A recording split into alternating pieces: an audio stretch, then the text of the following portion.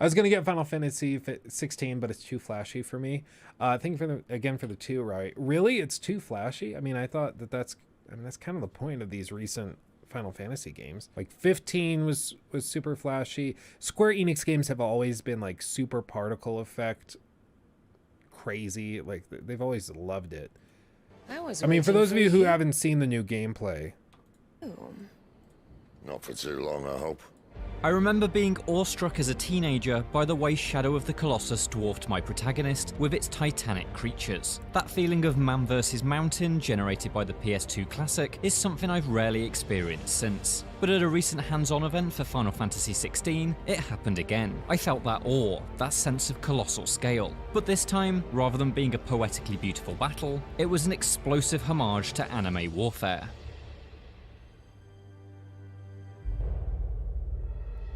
Weeb. Is weeb derogatory? I don't even know. I don't even know anymore. I just find it really funny.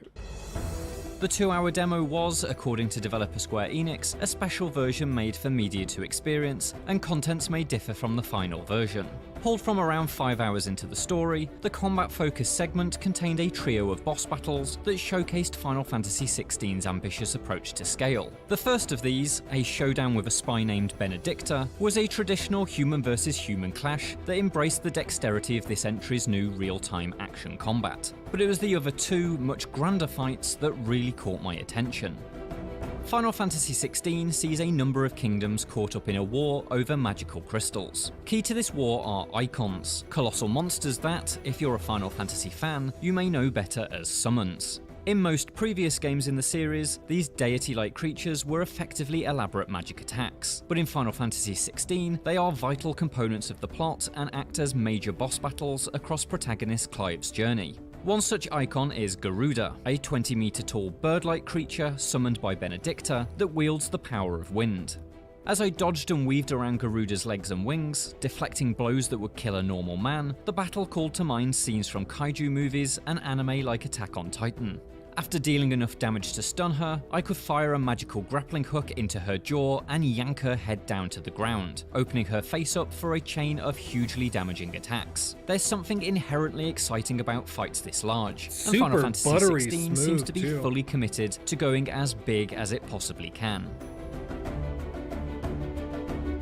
That's not to say the game's strengths are only in these gigantic boss fights though. Much of the demo saw me storming through a castle while cutting down a whole garrison of swordsmen in the grittiest combat of Final Fantasy's 36-year history. Clive strikes with fury, impaling and even stomping on enemies that have fallen to the ground. That's not to say all the fantasy has been drawn out of Final Fantasy though, far from it. Magical abilities frequently coat the screen with vibrant particle effects. It's all a bit overwhelming at first, and the arcade-like UI that constantly spits out damage numbers is an ugly contrast against the world's otherwise handsome art. But as I settled into the systems, I found the blend of action and tactical abilities rewarding. It particularly came alive in the rapidly paced battle against Benedicta, who pushed me to make use of all of my many skills.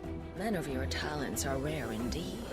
Clive is a nimble fighter, and each swing of his sword reminds you that Final Fantasy XVI's combat director is Ryoto Suzuki, best known for his work on Devil May Cry and Dragon's Dogma. Fights feel fast, layered, and incredibly flashy. The core fundamentals are pulled from Japanese action classics: dodges, parries, uppercuts, and combo attacks. But built atop this is a magic system that sees you channel the power of different icons to unleash powerful special attacks.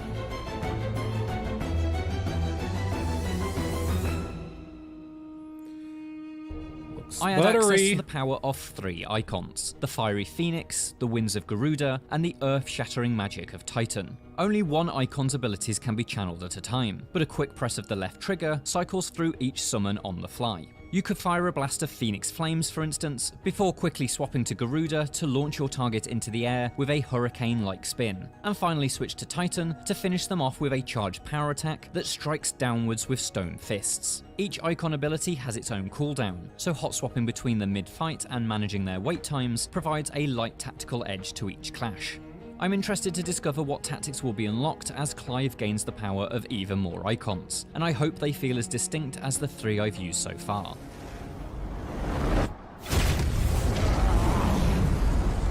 Clive! If you're accustomed to Final Fantasy's more relaxed days of picking attacks from a menu and find all of this somewhat intimidating, you may find solace in Square's novel approach to accessibility. Rather than difficulty options, there's a collection of 5 rings that bestow combat easing effects.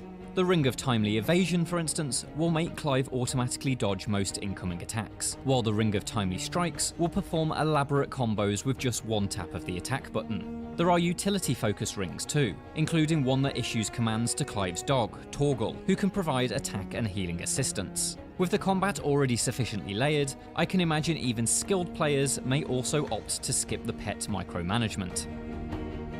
These rings will hopefully mean fans of varying skill levels will all be able to enjoy Final Fantasy XVI's clashes. I mean, so the most common thing people get frustrated with these games, as far as I can tell, is like the UI, because it's very different. It's like heavy on the numbers. They, as I've said before, Square Enix tends to lean into what I call particle effect fetishism, where it's just particle effects on the screen everywhere because that's cool. And that's like that in and of itself is a design choice. And you either love it, you like it, or it's kind of a turn off, or you just don't care. For me, I'd say it's don't care leaning towards I don't like it, so it's kind of in the middle. Don't worry, Rory, I'll get to it in just a second after I get through this thought. So for some people, like it can be a full turn off though. What I would say to those types though is I think you should not dismiss the game just because of that. Sometimes you can turn it off. I don't know if they'll let you turn off damage numbers in this, because I know sometimes they're pretty committed to it. But there's ways you can tweak it. If you're playing on PC, I'm sure you can mod it. The core game is still phenomenal, even if you don't like the way that it's necessarily presented. So I would encourage you not to like write off the game just because of that.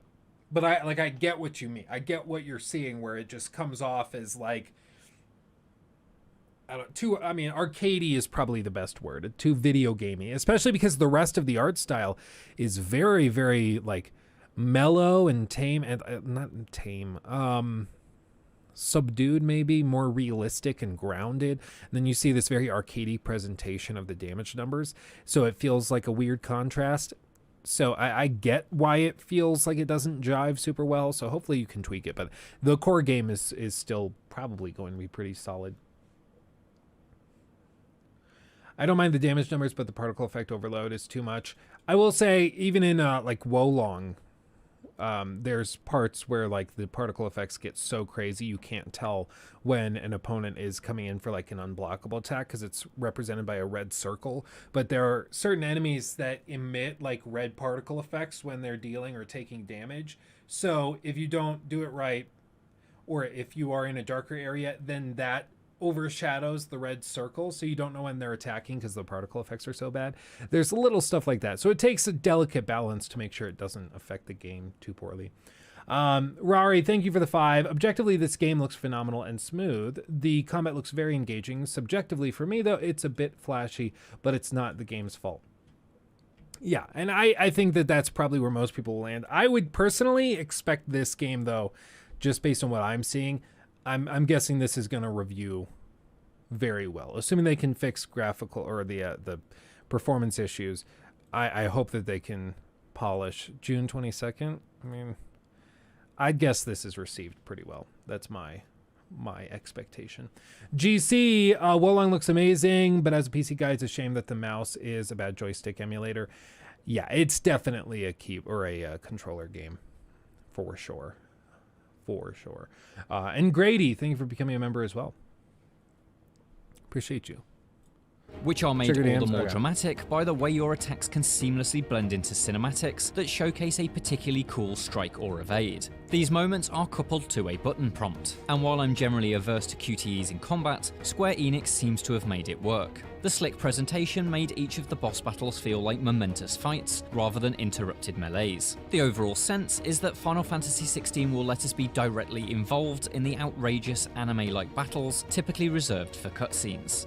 That's never more true than in what is likely to become Final Fantasy XVI's flagship battle mode, Eikon vs Eikon.